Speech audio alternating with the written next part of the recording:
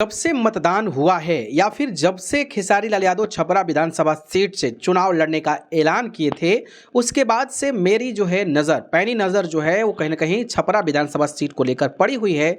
और मैं एक एक पहलू, एक एक चीज़ों पर एनालिसिस कर रहा हूँ, चाहे वो हम जातीय समीकरण की बात कर लें, चाहे वहाँ के कैंडिडेट्स की बात कर लें, और वहाँ पर जिस तरीके से स्टार कैंपेनर पहुँचे थे उसकी बात कर लें, और खेसारी लाल यादव ने जो बयानबाजी किया है उसकी हम बात कर लें।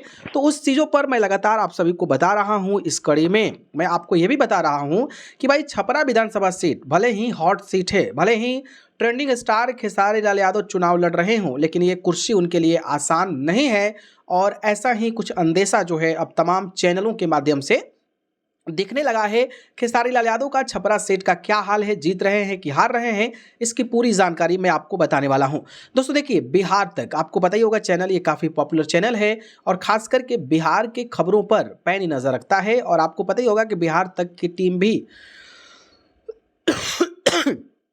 लगातार जो है छपरा विधानसभा सीट पर अपनी नज़र गड़ाई हुई थी। और आपने देखा ही होगा कि खेसारी लाल यादव से भी लगातार वार्तालाप हो रहा था और अंतिम दौर तक जो है छपरा में जो है बिहार तक की टीम डटी हुई थी।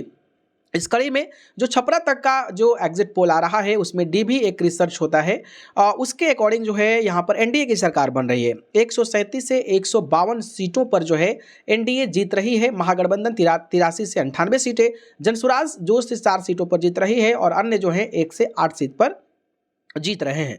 लेकिन अब मैं बात करूं तो आप साइड में देखेंगे तो यहां पर देखेंगे कि महाराजगंज में जदयू जीत रही है, एकमा में जदयू जीत रही है, मांझी विधानसभा सीट से भी जदयू जीत रही है जहां से खेसारी लाल यादव चुनाव लड़ना चाहते थे, बनियापुर से बीजेपी जीत रही है, तरैया से आरजेडी जीत रही है, मढ़ौरा से आरजेडी जीत रही है। मढ़ौरा से वहीं जितेंद्र कुमार राय जो खेसारी लाल यादव गले मिलकर रोए थे, वो वहां से चुनाव जीत रहे हैं। लेकिन जो छपरा विधानसभा सीट है यहाँ पर आप देख सकते हैं कि छपरा विधानसभा सीट पर आरजेडी नहीं, मतलब खेसारी लाल यादव नहीं, बल्कि यहां पर बीजेपी का नाम आ रहा है। इसका मतलब स्पष्ट है कि जो बिहार तक की टीम है उसका भी एनालिसिस कहीं ना कहीं खेसारी लाल यादव के पक्ष में नहीं जा रहा है। बाकी तो 14 तारीख को नतीजे आएंगे, लेकिन मैं एनालिसिस करके बताया हूं कि लड़ाई जो है खेसारी लाल यादव के लिए बिल्कुल भी आसान नहीं है जैसा आप सोच रहे हो, और अंदेशा कुछ और ही है। अब देखना होगा 14 तारीख को जो नतीजे आते हैं तो उसमें क्या कुछ होता है, और भी तमाम टीवी चैनलों के मैं एनालिसिस को मैं बताऊंगा, तो बने रहेगा चैनल के साथ। बाकी आप लोगों को क्या लगता है, आप लोगों को उम्मीद है 14 तारीख के आने वाले नतीजे पर, इस पर अपनी राय हमें कमेंट करके जरूर बताएं।